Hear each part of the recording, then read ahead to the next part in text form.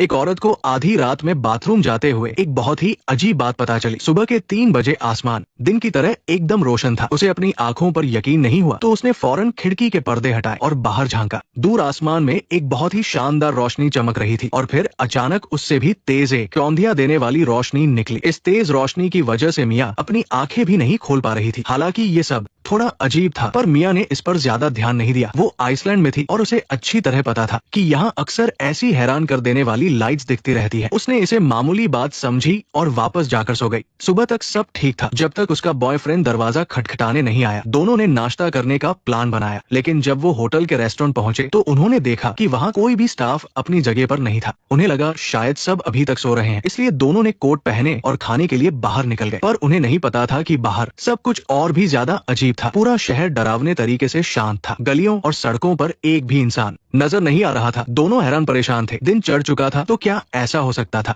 कि सब लोग अभी भी अपने घरों में सो रहे हों? फिर दोनों ने अंदाजा लगाया कि शायद शहर में कोई त्योहार मनाया जा रहा है और सभी लोग जश्न मनाने के लिए वहां गए होंगे। लेकिन जैसे जैसे वो आगे बढ़ते गए, दोनों को मामले की गंभीरता समझ आने लगी। सड़कों पर न सिर्फ दूसरे लोग गायब थे, बल्कि जानवर भी कहीं नजर नहीं आ रहे थे। इसी उलझन के साथ दोनों ने बड़े बड़े सुपरमार्केट और तंग गलियों में भी देखना शुरू किया। उन्होंने एक एक कर दरवाजे भी खटखटाए ताकि कोई मिल जाए। उन्होंने लगभग आधा शहर छान मारा, लेकिन उन्हें एक भी इंसान नहीं मिला। इसके बाद दोनों पास के एक बार में गए और देखा कि कुर्सियां भी एकदम सलीके से रखी हुई थी, मानो कल के बाद यहाँ कोई कस्टमर आया ही न हो। ऐसा लग रहा था जैसे सारे लोग हवा में गायब हो गए हों। ये सब देखकर मियाँ पूरी तरह से टूट गई। तभी निक को टीवी न्यूज का ख्याल आया। उसने जल्दी से रिमोट ढूंढा और टीवी ऑन किया। इतनी बड़ी बात हुई है तो यकीनन टीवी पर इसके बारे में खबरें आ रही होंगी। किस्मत से टीवी चल रहा था। निक ने एक्साइटमेंट में न्यूज चैनल लगाया, पर स्क्रीन पर सिर्फ सफेद दानेदार तस्वीर आ रही थी। दोनों निराश होकर बार से निकल गए। निक का दिमाग पूरी तरह घूम चुका था। अगर किसी महामारी ने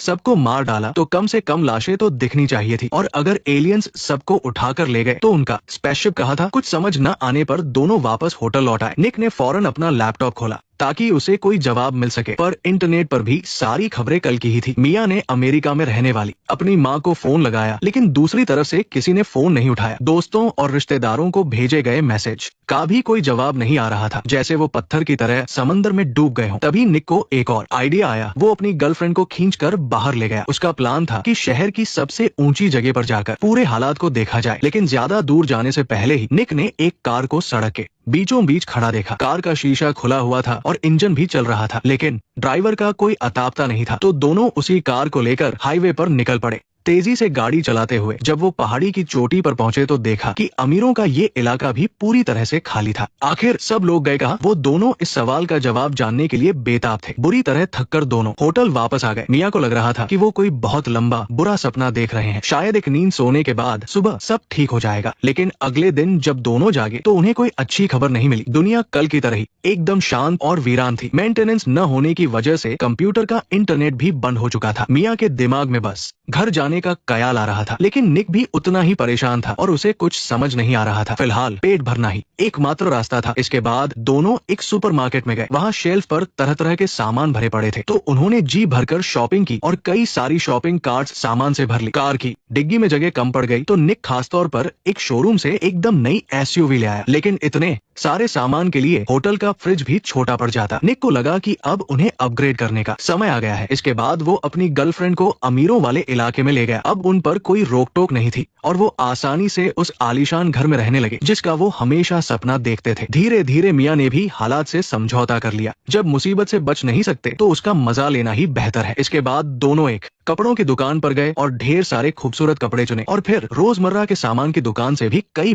Subscribe, please.